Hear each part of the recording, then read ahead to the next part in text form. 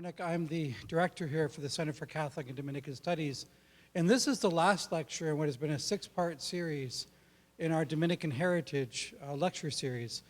This is a series that we started kind of in concentration, if you will, this year to highlight the 800th anniversary of the Dominican Order this year. And we will continue this series, though, as the years progress, and as the college celebrates its centennial next year. We're going to merge this into our ongoing lecture series that we have. It'll probably, though, morph itself after this final lecture, and we'll do 2 lectures a semester, usually later in the day, probably either at 4 or at 7 p.m., to bring in a wider audience, as it were, across the state. So, but we're very happy. We have a special group of women here today from St. Rose and Clement, and there's some of us here from the college, and again, there might be more trickling in. We have this is a jam-packed day on campus, so lots of people who were originally going to be here are now taking care of something else right now, and but like I said, they might be coming in and out over the next 10 minutes. So I've entitled this lecture Against the Grain, Italian Dominican Women Refashioning the Rule for Their Own Lives. And I do so because most people who know anything about Dominican saints will oftentimes look at kind of our most famous Dominican female saint, St. Catherine of Siena, and they know that by her reputation, she was something of an upstart, and they like that about her. But she was also someone who was thoroughly enmeshed in a kind of way of life, and they often depict her as being very regulated, as it were, by her confessor and by this Dominican rule. The truth of the matter, though, is that she wasn't. And I say that not to be shocking or surprising, is that the rule, for the most part, didn't exist at that point. And we'll see that in a second. But because Catherine's one of the early penitent women that we can recognize. What we're going to see, though, is that there were hundreds more, especially in central and northern Italy, throughout Europe, in the 100 years after Catherine of Siena. In order to do this, though, we need to kind of begin with a few terms. If I can get my cursor back. There it goes. And the first is just what to call these women. They had various terms depending on the regions from where they were living. If they were in the upper European countries, and what was, well, Northern Europe called the Low Country, they were called begins or begins. The beate were the ones in central and northern Italy. The vestite, those who had been vested in a habit, was another alternate name for them. The pensicere, or simply the penitents. Sometimes they were just simply referred to as the religious women, the pious women, or the women's group, depending on the location. The Dominican penitents that we want to look at today, these beate, were usually found, as I said, in central and northern Italy. And the term that we use nowadays is tertiary. We talk about the people who belong to the third order. And usually, not so much with Dominicans, more so with Franciscans. You hear about third order Franciscans all the time. There used to be a large third order Franciscan group in this state until the Franciscans moved out a few years ago. They left all their tertiaries. We call it, the term is tertiary. They left all their tertiaries behind, their third orders. But to call any of these women tertiaries would be a misnomer, because that term wasn't really used in the Middle Ages and really doesn't start to come into prevalence really until after 1800. So that's a little bit on the terms. In terms of the background of these women, and that's where things get kind of interesting, the question is, who's going to do this? For someone to enter into Dominican life as a lay person, not bound, as it were, by religious life, but also not getting the benefit of religious life, there's a big question as to who's even going to do this. So most of it, what we see is that it arises out of need. And I say that because women, especially in this period, you have a burgeoning kind of urban class or urban society, and women needed to create or wanted to create meaningful religious and social alternatives to what was there for them. You had a choice of being married or entering the convent. And that was it. And a lot of times what would happen, there were two options really. If you were married and then widowed, which was rather frequent, you were left to fend for yourself more often than not. Or if you were a single woman who didn't enter the convent and become cloistered, you were also left to fend for yourself.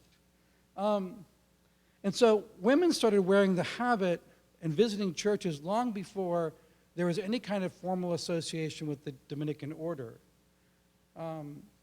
This is probably the most surprising thing, is that the affiliation with the Dominicans was often circumstantial and was really only determined by their locality, their place. So if they happened to live near a Dominican church, then they became a Dominican penitent woman.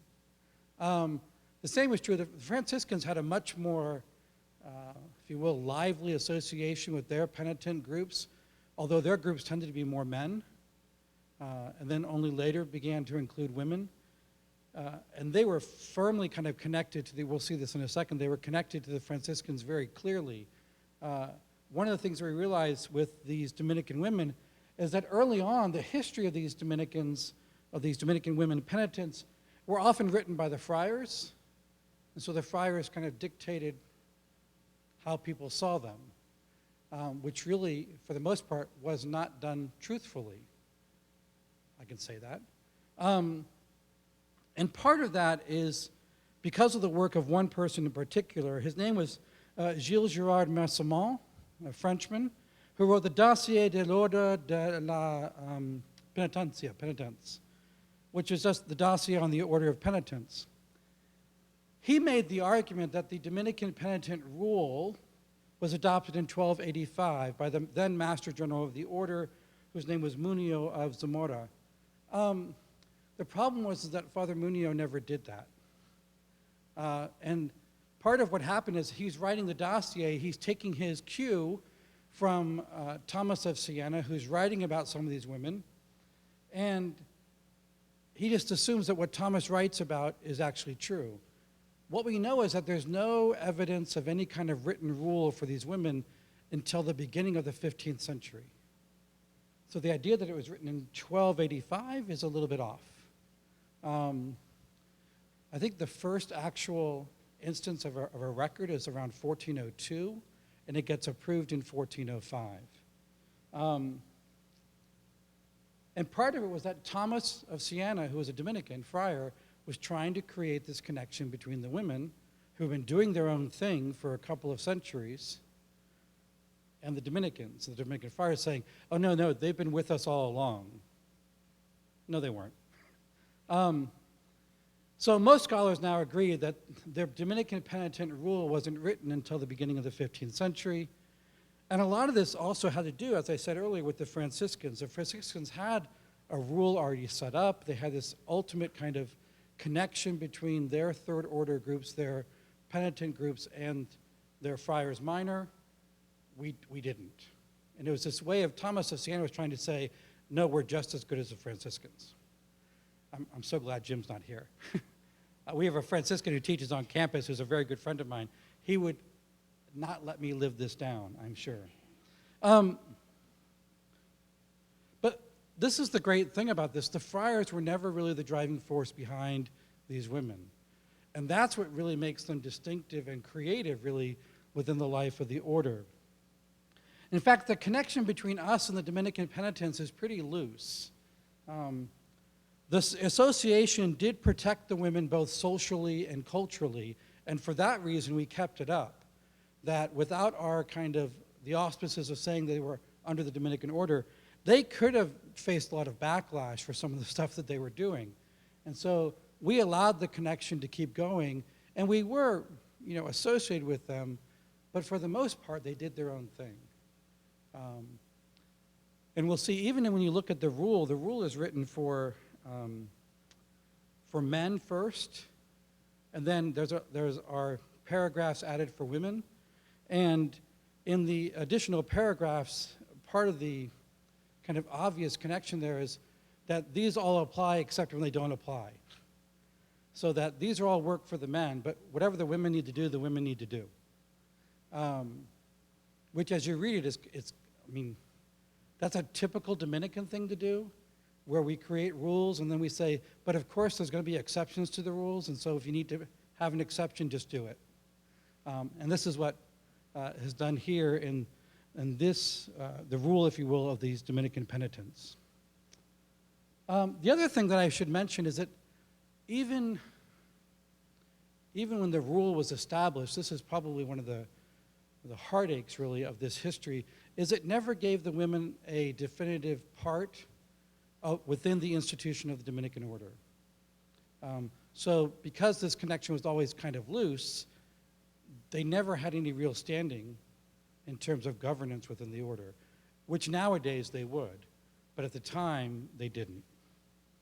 So the biggest question, I think, for many of us would be, why in the world would you ever choose this? Because to start in the Dominican life means you're wearing a Dominican habit in black and white. I mean, in those days, you're wearing the wimple with the veil, the whole 9 yards, but you're living at home with your family. Later on, it might be in associations with other women or in a household of other women who are doing it. You are bound to chastity for the most part. Some were married, that's why. Laugh at me. So you're bound to chastity. That would actually become more part of the rule later on. But you were bound to certain things that were certainly not conducive to normal family life. So the recitation of the office, to say prayers at certain times of the day, all these things we put into place for these women. And one of the things they realized was, well, that doesn't necessarily jive with having to wash dishes and take care of a house or take care of a whole, if it was, if you will, a compound, which is often the case with some of these women. And we'll see how they adapt to that. So the Dominican penitents, for the most part, came from two different groups. One, as I said earlier, these were urban widows who needed to secure their lives. They may have had some means. They might have had some money behind them, but because they were widowed, they didn't have the, if you will, social standing in order to go out on their own. And so by taking on this penitential way of life, they had a certain place within society that was afforded to them and gave them, in some cases, a lot more prestige than they would have had on their own. The second was single women without means, although, and I'll say this in a second, they were much more rare, and we'll see why in a second. So a single woman who was trying to secure herself to find a way to not end up on the streets would enter into this way of life. And one of the things that's really interesting is that it wasn't necessarily permanent. One of the things that we see, especially between 1300 and 1400, is that women entered into this state for a little while and then left it. It's really common if someone has been widowed and they're not really ready to get married again. They want to wait a while, but they're unsure about where their life situation is going to be. They might enter into the Dominican penitence for a year or two and then step right back out. After the rule becomes formalized in 1405, they can't do that anymore. But in those first 150 years, you might come in for a while, you might leave. It was seen in this early stage then as a temporary fix to life's problems. It also might be, in some cases for the women, it was a stepping ground to monastic life. So they'd enter into the Dominican penitence for a while, see if I like this, then being a cloistered nun will be okay. And then, as I said, by the time we get to the 15th century, once that rule goes into place, if you've taken on the habit and taken the rule, as it were, as your way of life, it becomes irrevocable. In terms of the actuality, what we see are women from the lower nobility, well-to-do urban families, and only rarely the single women without means are these women who are from the working class. And part of this is because, especially as you move into the 15th century rather, you start to see these women banding together. So they're no longer necessarily living in their family homes. It might be that one of them, who is well-to-do, will invite 2 or 3 others to live with her. And the point is, you have to make sure that whoever you invite in can actually take care of themselves. So as long as you weren't a burden to the community, you could enter into it. Now that raises lots of questions. Well, how do you define burden? Are the poor not allowed? Oftentimes the poor were the subject of their charity, so it was a different kind of relationship. Most of these women spent their days, if they weren't praying with each other or studying or doing something religious, they were helping out the poor or doing some sort of charitable works of mercy in the community, which is why they weren't necessarily from the working class. Those are the women they were helping. The actual life itself is pretty typical, I would say. If you know anything about Dominicans now, it in some ways mirrors Dominican life that you would see on this campus in terms of the way Dominican friars pray at different times during the day. But there are really distinct differences, and I've mentioned one already. The fact that they live in private homes. We would never do that. We always live in Dominican communities, separated as it were, or semi-cloistered, where we usually don't have people come into our homes. In this case, there were people coming in and out of their living situation all the time. And part of their challenge was to connect the everyday, ordinary family life with what they wanted to do as Dominican women. That's not always easy. You can talk to Dominican sisters on this campus who have a similar kind of existence. They don't necessarily live with a family. Most of them, in fact, all of them that I know don't. But they will live in a relative community, if you will, in terms of, well, I'm thinking of the 3 who live here. 2 of the sisters live off campus. One lives by herself. The other one lives with another sister who is not a Dominican. And then the 3rd Dominican lives in a residence hall with students, and that's a whole different reality.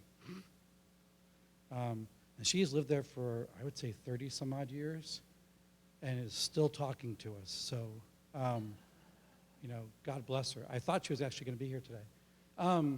So imagine the challenge of moving in usually to either a parent's house or a sibling's house, having their family life operating all around you, and you being this kind of third wheel saying, oh, look at me, I'm praying for you. And usually it's like either wash the dishes or get out of the way. Like if you're not going to help, move, which was my mother's favorite expression as I was growing up. Technically, they couldn't form any official kind of penitent communities until the rule in 1405, technically. What we see happen, as I mentioned, is that some of them will share their houses together, or this is where this is why I love these women, or they kind of knew they weren't supposed to form these communities, but no one said they couldn't visit with each other for years at a time. And so this is what begins to happen, is that these Dominican penitent women will decide, I'm visiting someone in their home for 9 years. So groups of penitent women often share their houses together or visited for these long periods of time.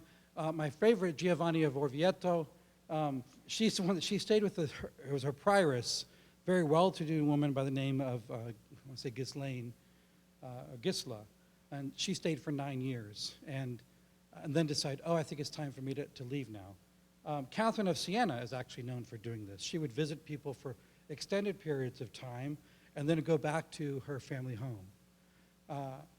So in order to escape, as it were, the kind of intrusion of family life on what they're trying to do, they would often, quote unquote, visit each other. After the 1400s, though, because there's now this permission to form these official penitent communities, you start to see them take off, and they take off with great fervor. Some of the women we're going to look at were actually part of these intentional communities after 1400. The other thing I would mention here is simply that the way that they lived resembled monastic life, but the women weren't cloistered at all. So they were constantly going in and out of the house, into the community, running errands, doing whatever they had to. But that's going to necessitate changes in how they live the life.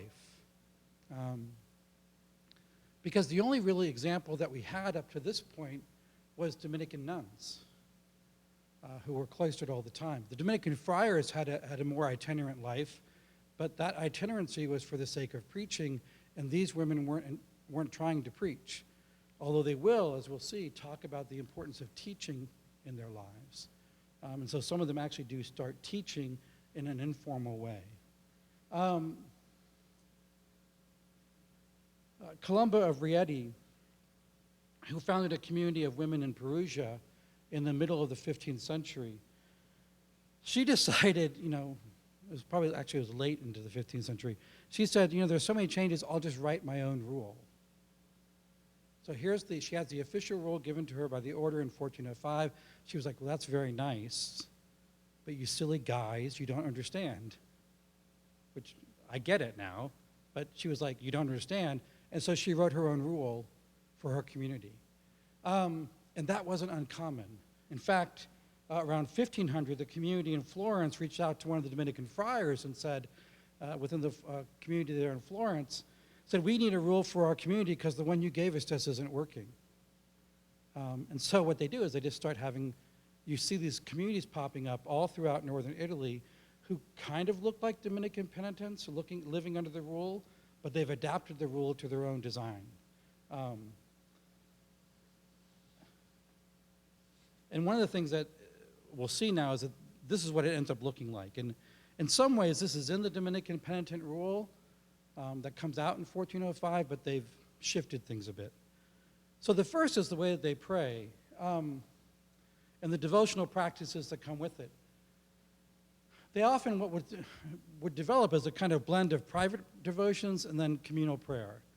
So Dominicans, as part of the rule, would pray 7 times a day. The 7 major offices. We had psalms that we would follow. Most Dominicans memorized the psalms, or they could read from them, read a book, and read the psalms in front of them. The problem was that not all these women could read or write. For the most part, they weren't educated.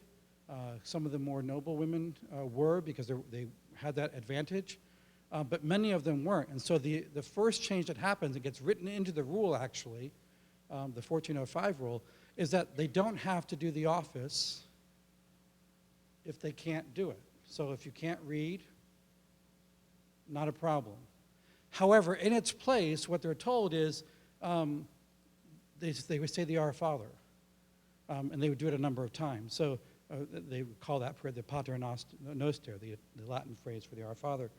So they do 28 Pater Nosters at Matins in the morning, 14 at Vespers in the evening, and at all the other hours they'd have to do 7.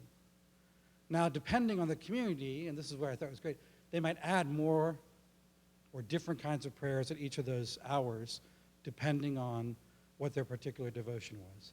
So if it was a community devoted to St. Catherine of Siena, they might have a prayer to St. Catherine added in at either morning prayer or Vespers. If it had a particular Marian devotion, and many of them did, they would add Marian prayers throughout the day. But it was this blend back and forth between private devotion and community prayer. So they celebrated these 7 canonical hours, but with these simpler prayers. And then the Marian prayers were emphasized depending on the communities. The other thing that marks their life is rather distinctive ascetical practices. Some of these women would wear hair shirts on a regular basis, which you couldn't pay me to do. It's a coarse fabric, basically, a coarse hair, really, that you wear against your skin underneath of your clothing, which rubs up against you and itches you for most of the day. The comparison I always make is wearing wet wool and letting it dry on you, which is just nasty. So they had, and these different practices, sometimes it had to do with where their family would be eating a lavish meal and they're eating bread and water. It might be that when they prayed on their knees instead of sitting or standing. So these different practices worked their way into their daily life. It wasn't something they did during a particular season like we would do during Lent They just did it all the time. The other thing that I find completely fascinating about these women is that they looked at art as a source of inspiration for their prayer. And you often see the Dominican penitents reflecting on images or having images in their homes or later on in their communities that could be the source of their reflective prayer life.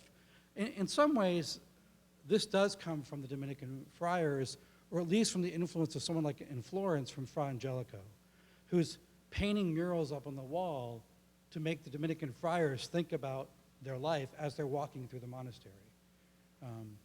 So the same thing is happening with these Dominican penitent women, although they don't have the access to great artists. So they either go to where the art is, or if they're lucky enough, they can bring it into their homes. That was particularly the case. You'll see this in a second. One of our women had the great habit of writing the marquee for different favors. And one of the things she writes for in one case is to have something brought to her family. And it's basically a piece of artwork so that they could increase, as she says, increase their devotion to the life of Christ, rather. But I thought, as I'm reading the letter, I was like, well, that was ingenious. She just got this great piece of art into her home for her own benefit.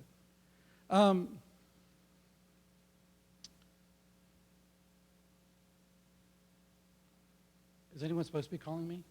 I don't think so. Okay. We just ignore it then. You're the only ones who would normally call me, so I don't know. The last thing I would add is that what they did through their lives was a way of sanctifying the domestic and secular sphere in which they lived. And so oftentimes what you see happening is that it might start off with the woman of the house as the one who enters as a Dominican penitent woman, and then her cook becomes one, and maybe the woman who does her sewing becomes also part of this way of life, and then all the women around her, because by her example, she has, if you will, sanctified the space around her. And this becomes especially true as these communities start to form together. They do so because, if you will, someone who has means invites those who are working for her. Like, if you'd like to continue working for me, this is what I know.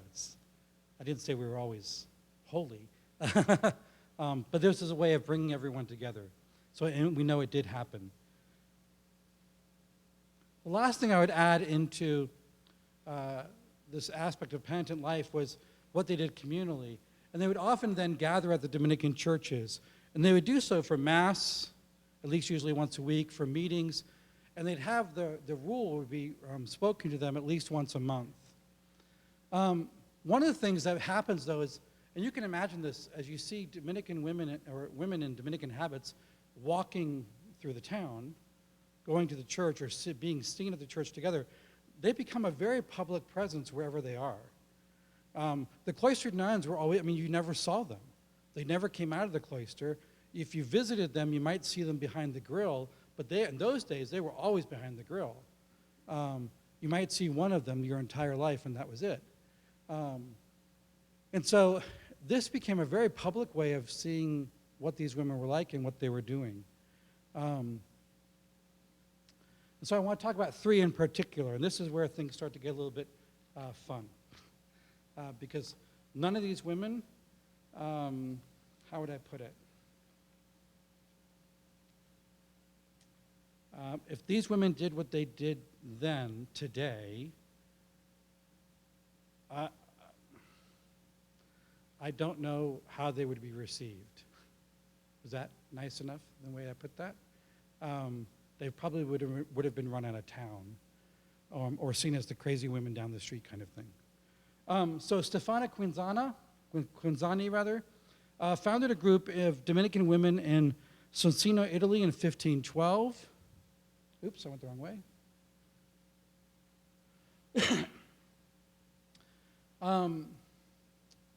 And she was a mystic, as most of these women were. They were mystics. So this is part of the age as well. You have someone like Savonarola influencing some of the ways that these women pray. The same thing is true of the upper European countries and the Low Country area. with the German mystics. All this is having an influence on the way that these women interact with their God. Stephana is unique in that she was a mystic who engaged in physical imitations of the Passion. And to hear this, I mean, there are descriptions written by people who witnessed this, who would then write the story of what happens. Part of this is very consistent with the time period. There's a greater fascination with the cross and with the Passion of Christ because pilgrimages to the Holy Land have ended during this period. It's around 1453 the Turks conquer Constantinople, and because of that, the entry into Jerusalem is blocked. And so what used to be a regular trip by many people has now been shut off.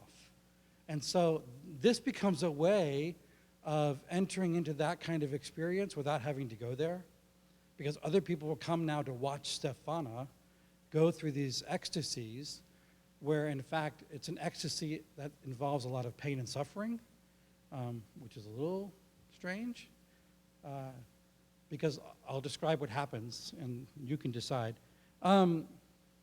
So as you read through one of the ecstasies of her Passion, what will happen is that her body becomes inhabited in this ecstasy as if she were Christ going through the Passion. And so what you'd see happen to her is that, like, at one time her hands would throw up above her head as if they were tied together, and her feet would be bound. They would look as if they were bound, as if she was being tied to a pillar. People would come up to her to try and separate her arms and her hands, and they wouldn't be able to do it. So it was as if she was really tied. And then they'd watch as, over the next 30 minutes, her body would writhe in pain, as if she was being scourged. It would continue all the way through the carrying of the cross and the crucifixion itself. And at different points, she would pray in the midst of being crucified that this, as long as this is the will of God, she would continue to endure this. And at the very end is given this great, if you will, moment of consolation and prayer with Christ. But imagine if you're the one, if you're someone in her family, you're like, woman, like, go to the other room and do this because we're trying to eat dinner. Or, you know, and I say that, I mean, part of me is being very glib, but at the same time, can you imagine this happening in the midst of someone's home? Or even more so, 20 people coming in to see it happening because they're so kind of enamored with this reality. In this case, Stephana is actually, she moves out of the house and becomes part of a dedicated community. But even the community can't handle this because they're like, you know, this disrupts everything about our day when you're going through this for 3 or 4 hours and we have things to do. There was also there was a real concern about what would happen if she was in the middle of it and somebody wasn't there to watch her and protect her. They were afraid she was going to get really hurt. Because by the end of it, she's usually like sweating profusely.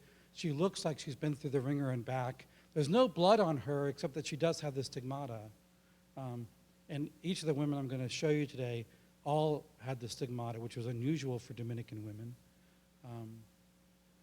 We tend not to make a big deal about it. We don't usually talk about it within the order, but all 3 of them were gifted with this. Her counsel, to show you the kind of influence that she had, her counsel was sought by several important figures. Notably, probably the most important was St. Angela Merici, who was the founder of the Ursuline nuns, who would not have founded that order without the influence of Stephana. So if you think of all the Ursuline academies, even in this country and throughout the world, they wouldn't have happened without her. And she was just a woman in someone's home who later entered a community. The second woman I'll point out is Osana of Mantua. Osana is also a mystic, but known primarily for her letters.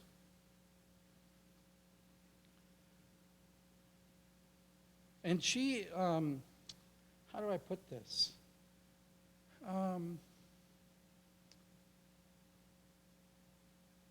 She has a way, I've experienced this before with IHM sisters, and I say this with great love and affection for the Immaculate Heart of Mary sisters that I grew up with, but they could get anything they wanted out of me. They had this way of talking to you that made you want to do exactly what they asked for. And this is Osana's great gift. Some might say it's a manipulation, but she's really good at it. And she was one of the, she was from a well-to-do family. She was highly educated for her time. And she wrote what's the right word? She wrote a lot. And most of her writing was letters, back and forth to one man in particular. I'll say a little bit more. This Francesco Gonzaga.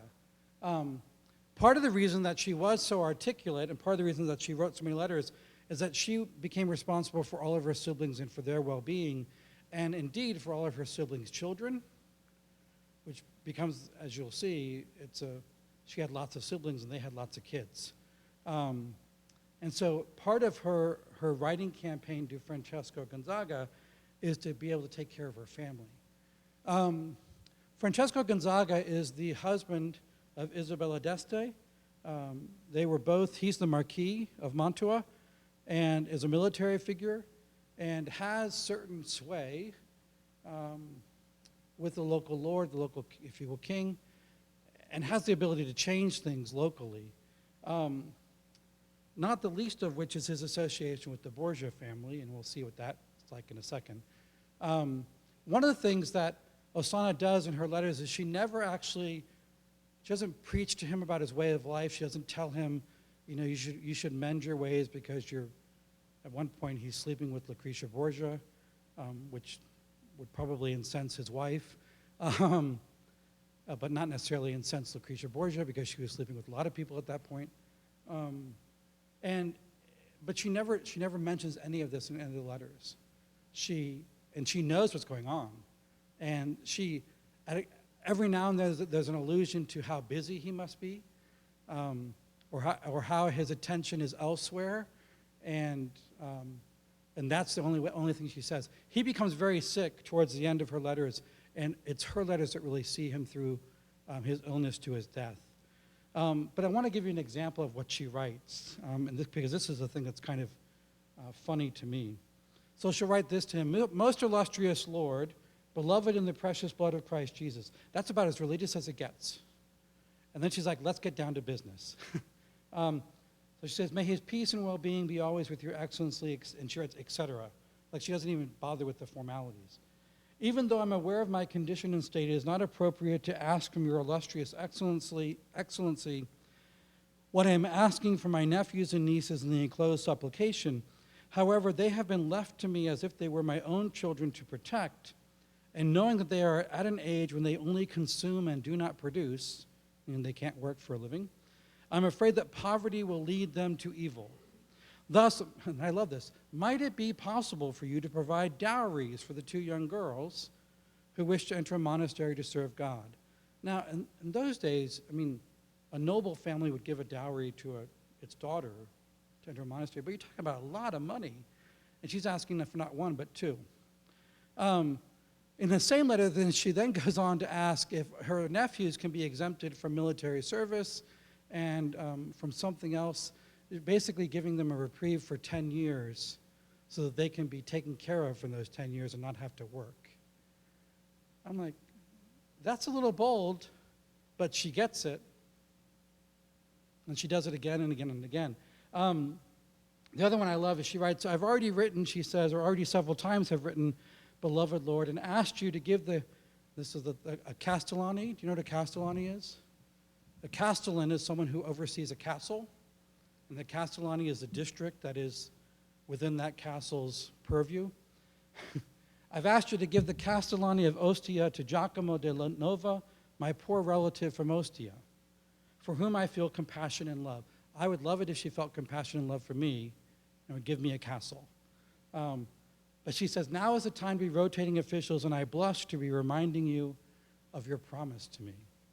So what was happening was there was a normal overseer, if you will, or lord of the castle that was appointed. His time was up. She's like, "You promised me. Now's the time to deliver." So she's, in these letters, is affecting the lives of everyone in her town and even outside of her region, depending on her relation to them. And again, this, I mean, for a cloistered nun would never have done this. This is a completely different kind of, if you will, penitential life. The last is, the one thing I should mention, because the thing with the Borgias, I don't know if I put it in here or not. Columbia of Rieti that I mentioned earlier, at one point, Lucretia Borgia accuses her of being a witch and tries to get her, this is the thing, they're all so closely connected, these women. Lucretia Borgia accuses her of being a witch, tries to get her removed and her influence kind of cut in half, if not completely abrogated. And Lucretia's father, who happens to be Pope, Pope Alexander, steps in because he knows of Columba's reputation and her holiness and says, wait a second, even I've relied on her for advice, leave her alone. And really kind of cuts Lucretia off the knees and says, that's it, you're done. You can't touch these women anymore. Okay. So the last one I want to mention is Lucia Brocadelli, and we'll end on her, and then we have some questions, we can do that. Lucia is also a mystic, and she wrote about her mystical revelations. That's her big claim to fame. Oops, did it again. She's always seen holding a child, and I'm not really sure why, but it's always there. Partly, I think, because there's this kind of, she's treating this as if it's the child Jesus and this intense love for the child Jesus, for Jesus himself. Her life is marked by a series of tragedies. She was a married woman who didn't want to be married, and after a number of years of marriage, decided just to up and leave. Literally just like walked out of the house and kept walking. Her husband eventually tracks her down and brings her back, and she kind of acquiesces to this and says, okay, fine, I'll stay here, until somebody else kidnaps her and brings her to their town. The Duke of Ercole, or Duke Ercole, brought her to Ferrara, and she lives out the rest of her days in Ferrara. But not necessarily to her liking, in the sense that she's there, she founds a community, she's the prioress there for a little while, until she goes out of office. They would change prioresses as part of the way of life, and the new prioress who comes in decides she doesn't like her anymore and has her locked up. They actually had a dungeon in their priory, in their community, so she's locked in the dungeon for I want to say it's either 28 years or 38 years, and dies there. And this is the great thing about her. When she does finally die and they go to celebrate her funeral mass, most of the people in the town thought she had died a long time ago, because no one had seen her for ages. When they found out that she had just died, that she had been living all these years, they all came. It was like the entire town shows up for this funeral. In this case, it's a city, not a town. And there were thousands and thousands of people there that just kind of flooded what they thought was going to be a simple kind of let's get rid of her. Part of Lucia's life that became so telling for most people was what she had written, and these became only available after her death. But she wrote on these 7 revelations, and it was about her, not only this part, the kissing of the 5 wounds of Jesus, which was a special thing in of itself. Catherine of Siena was known for having a vision where she was able to kiss the side of Christ, and even in her vision, she has this, I think this is kind of, it's humorous to me, she has a conversation with God, and she asks God, can I kiss the 5 wounds? And God responds, well, but Catherine only got to kiss the side, why do you want all 5? And she's like, but I love you more. And so he lets her, and that's part of this revelation, which also makes it sound a little dubious, except, and this is where I think it's kind of amazing, is that the theology within her revelations is so astute and so developed for someone who wasn't educated that there's this kind of common assumption now that it had to have been revealed to her in some shape or form. And I think, and I'll say it to you right now, this is a short portion of her fourth revelation. She writes, "My sweetest daughter," this is the Lord speaking to her, "my sweetest daughter, look into my face." And she, with all patience, looked into the face of her sweetest love. And at once, she recognized three persons in one essence, and she knew how the Holy Spirit proceeds from the Father and the Son as its mutual love. And when this was done, the divine majesty stood up from his chair and onto his feet and gave witness to the Trinity in the unity and divinity of the person of the Son, of the true person of the Father, and of the divinity of the Holy Spirit.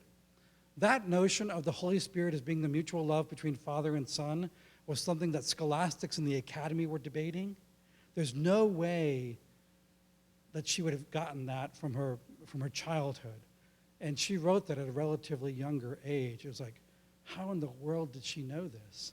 So that's the thing they often cite, is that her references to the Holy Spirit within these revelations are just amazing.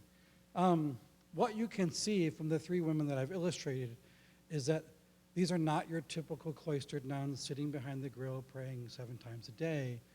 They're doing things their own way. And sometimes it gets them into trouble. Sometimes it gets them kidnapped and released and et cetera. But because they're doing things their own way, they have this dramatic effect on everyone that's around them.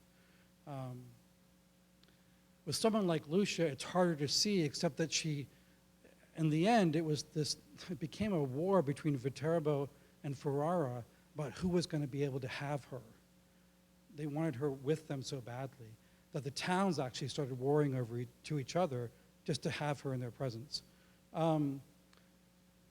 With someone like Osana of Mantua, and the way that she affected the lives of people she loved and those who were held under her care, it becomes obvious that it's not simply about their own lives that they're changing everyone's lives against the grain. So let's end there. And do you have any questions? We have a little bit of time left before everybody has to run. But yeah.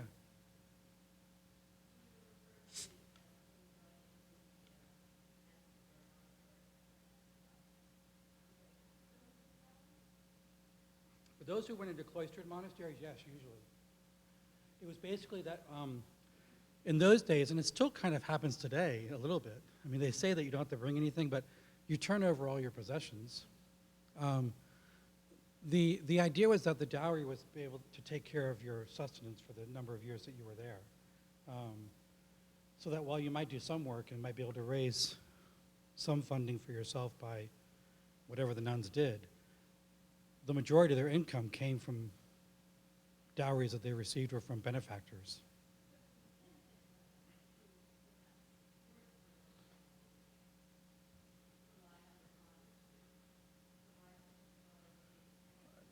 Not even necessarily their fathers, because it may be that their parents have passed and they're living with brothers and sisters or uncles, but someone who is related to them is providing for their means.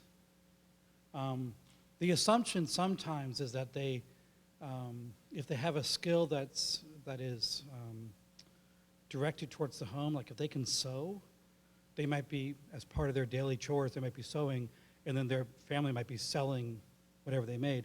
But yeah, for the most part, it's part of their, although some of them do have means, so it's hard, like if they've been widowed, some of them do have money from their former husbands, if they could get their hands on it, or they have estates that are kind of in their name, but not really.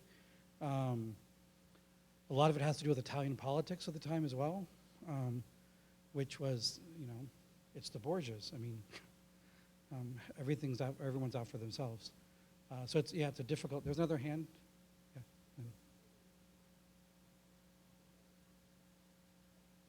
When did the Dominicans become, well, since this is our 800th anniversary, it was 800 years ago this year, so 1216.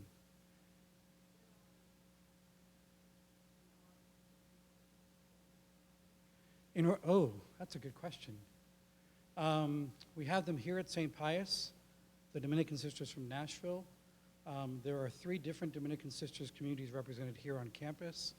I'm trying to think if I don't think that there are other Dominican sisters in the diocese right now, but there are a lot in the Fall River Diocese, because there are a couple of communities in Massachusetts. There used to be a lot of Blauvelt Dominicans here from Blauvelt, New York, but I think they've all moved back into New York and to other areas. I think that's it. And then another question, yes.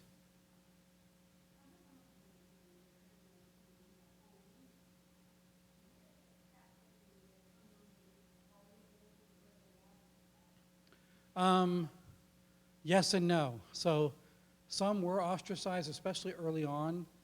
They kind of had to prove themselves as being holy women before they were accepted as such.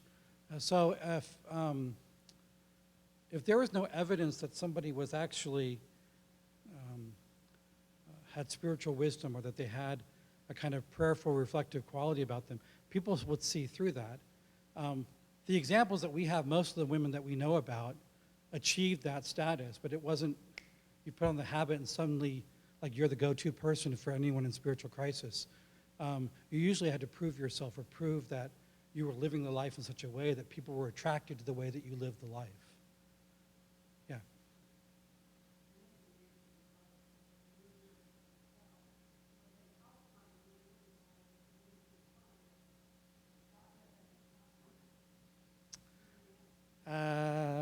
I'd like to tell you that they were, but they weren't.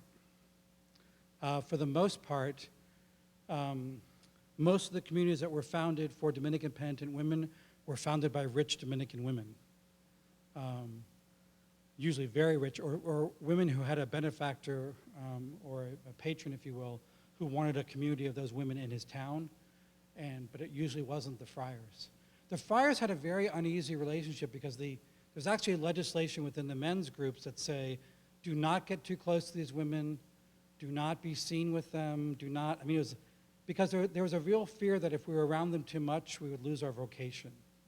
Or that, so, like, you'd have an intimate relationship that would develop with a woman and you'd be pulled away from the life of the order.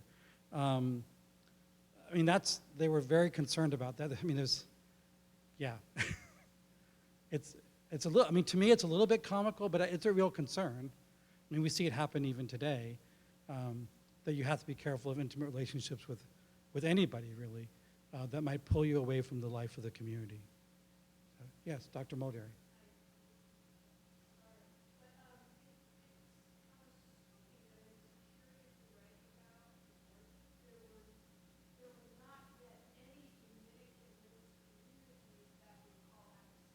No, none. This was the first. We're cloistered.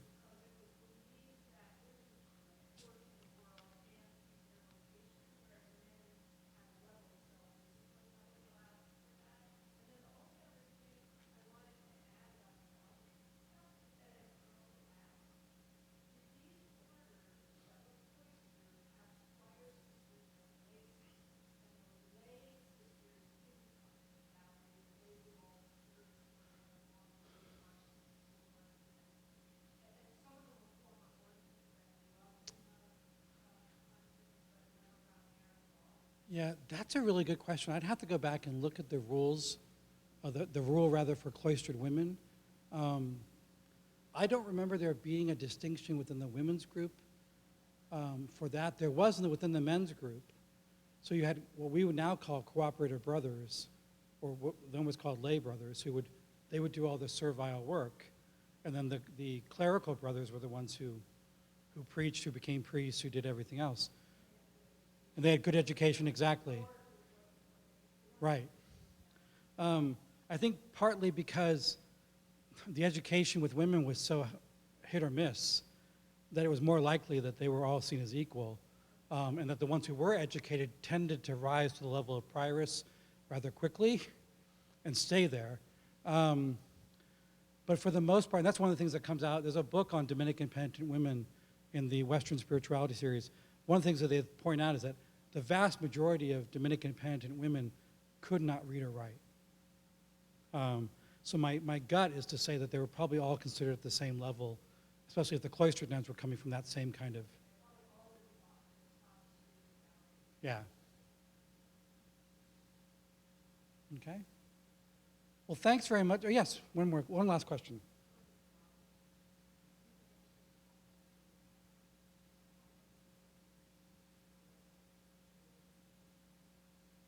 Wait, say that again?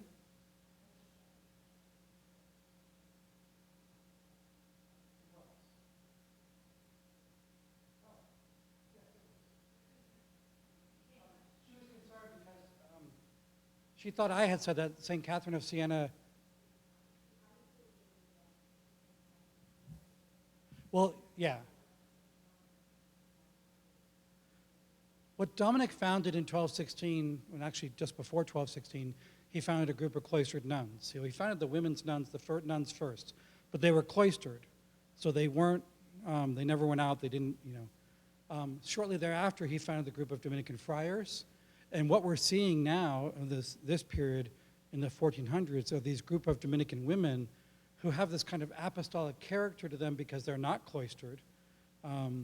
So Catherine of Siena has this kind of hybrid life that she looks like a cloistered nun, but she was never a cloistered nun. Although for a lot of Catherine's life, she lived in a solitary place and kept to herself, but she didn't have to. And she had the ability to travel and to move around and to do things and to tell popes what to do. And all these other things that cloistered nuns would never have had the option to do. So yeah, Dominic founded those two groups, so the nuns and the friars, and then the later, this is really the beginning of what will be Dominican sisters later on. That's a great question, though. We have to end here. It's a little bit after 1. I know those who work here have to go back to work, but thank you so much for coming.